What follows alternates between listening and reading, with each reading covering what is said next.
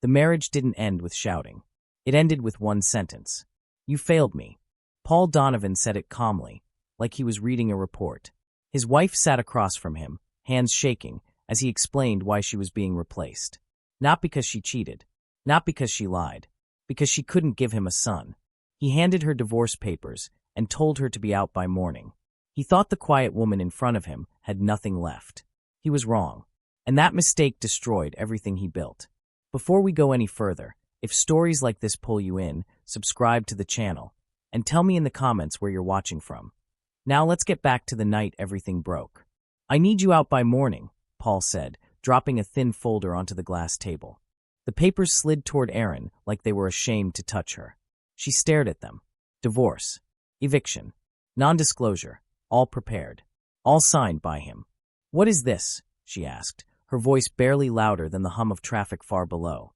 Paul adjusted his tie. Navy blue. Silk.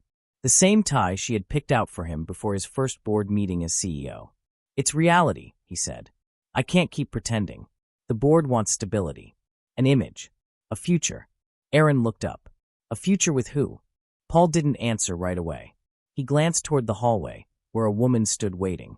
Tall. Sharp suit. Blonde hair pulled tight like control itself. Mallory Klein, senior operations executive, and now, everything made sense. Mallory didn't smile. She didn't need to. Her presence was the insult. "I didn't mean for you to find out like this," Paul said, lying easily. "But you've known for a while that this wasn't working." Erin's chest felt hollow. "Because I couldn't give you a son?" she asked. Paul's jaw tightened. "Don't twist this." "You said it," Erin whispered. "Every time. Like it was a joke." Silence sat heavy between them. Then Paul said the sentence that burned the room to ash. "You were never meant to stand beside me. You were just there when I was building." Erin Donovan had never been loud. She was the woman who packed lunches at 5 in the morning, the one who kept the lights low when Paul worked late, the one who sat in cold conference rooms without speaking, taking notes no one asked for. She wore the same simple gold wedding ring for 12 years. It was thin now, worn smooth. Before Paul was a manufacturing tycoon, before Donovan Industrial had factories across the Midwest, Erin was the one who sat on the floor with him in a rented apartment on the South Side. She remembered the smell of oil on his hands, the fear in his voice when payroll was late, the nights she skipped dinner so he wouldn't worry. She worked quietly at a logistics firm. Nothing fancy. Good with numbers. Better with patience. She saved. She planned. She stayed. People like Mallory saw Erin as background noise, soft voice, simple clothes, no sharp edges. Paul believed that too. He mistook silence for weakness. "You'll be compensated," Paul said, tapping the papers. "Generously. The house stays with the company. It's cleaner this way." "Cleaner," Erin repeated. Mallory stepped forward. Her heels clicked like punctuation. "I'll make sure your transition is smooth," Mallory said. "HR will coordinate." Erin laughed once. A small sound. Surprised even herself. "HR?" she asked. "I'm your wife." Paul's eyes hardened. "Not anymore." He turned toward the window, looking out at the city he thought he owned. "I built something real," he said, "and I won't let sentiment drag it down." Erin stood slowly. Her legs shook, but she stayed upright. "You built it," she said softly, "with my father's first loan." Paul waved it off. "That was charity. Ancient history." Erin nodded. That was the moment she understood. He had already erased her. Paul grabbed his coat. "Take what you need tonight. Security will escort you in the morning." Security. Erin looked around the room. The couch she picked. The lamp from a thrift store. The framed photo of her father, Caleb Rourke, standing in front of a steel mill, union jacket zipped high, eyes proud. Paul didn't look at the photo. "Erin," he said, softer now, almost kind. "This is for the best." She picked up her purse. "Paul," she said, calm as glass, "I hope you get everything you deserve." He smirked. "I already have." He left with Mallory. The door closed. The lock clicked again. Erin stood alone. She reached into her purse and felt the edge of a manila envelope, the one she hadn't planned to open yet. Her father's handwriting was on the front. "For when you need it most." Erin didn't pack much. She took the ring off her finger and set it on the table. She took the photo of her father. She took the envelope. Downstairs, the doorman avoided her eyes. Outside, the Chicago air cut cold and clean. She didn't call a friend. She didn't scream. She didn't beg. She walked. Her car was old. A gray sedan with a cracked dash. Paul hated it. She loved it because it still ran. She sat behind the wheel for a long time before turning the key. Her hands shook. Then they steadied. Aaron opened the envelope. Inside were documents, investment statements, trust agreements, union-backed funds, steel, rail, labor. Her father hadn't been just a mill worker, that he had been a builder too. Not of factories, but of leverage. Aaron closed the envelope. For the first time that night, she smiled. Paul thought love was something you replaced. Aaron knew better. Love was something you survived, and then used to stand up. 3 months passed. Chicago changed seasons the way it always did, fast, rough, and without apology. Leaves turned. Wind sharpened. The city moved on. So did Aaron. She rented a small apartment near Bridgeport. 2nd floor. No view. Thin walls. But it was hers.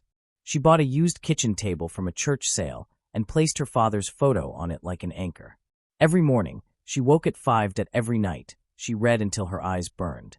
The envelope never left her side. Paul Donovan, meanwhile, was everywhere. His face appeared on business channels. Donovan Industrial reports record profits. CEO Paul Donovan outlines bold future vision. He smiled beside Mallory Klein at charity events, her hand always resting just lightly on his arm, like ownership. They moved fast. Too fast. Whispers followed them, but Paul didn't care. He had replaced Aaron the way he replaced old machines, quietly, efficiently, without guilt. Or so he thought. On a gray Tuesday morning, Paul sat at the head of the Donovan Industrial boardroom table. 12 executives. Coffee steaming. Screens glowing. Mallory leaned over and whispered, "Union reps are requesting another meeting." Paul scoffed. "They always request meetings." "This one's different," she said. "They've consolidated." Paul waved his hand. "Let them talk." The screen flickered. A new shareholder name appeared on the agenda. Rourke Labor Investment Trust. Paul frowned. "Who the hell is that?" The room went quiet. One board member, Gerald Henshaw, a man who had been around steel longer than Paul had been alive, cleared his throat. "That," Gerald said slowly, "is not a small fund." Paul leaned forward. "How much of a position?" Gerald looked at his tablet again. "Just over 38%, he said. Paul laughed once, then stopped. "That's not possible." Gerald met his eyes. "It is." The emergency meeting was called that afternoon. This time, Aaron walked into the building through the front doors. She wore a simple gray coat. No jewelry. Hair pulled back. Calm face. Security didn't stop her. They recognized the name on the visitor list. In the boardroom, Paul froze. The air left his lungs like a punch. "Aaron," he said. "What is this?" She took a seat across from him. Unhurried. "Hello, Paul," she said. "It's been a while." Mallory stood. "This is inappropriate." Aaron raised a single hand. "I represent the Rourke Labor Investment Trust," she said. "Majority stakeholder." The room buzzed. Paul's voice cracked. "You don't know what you're doing."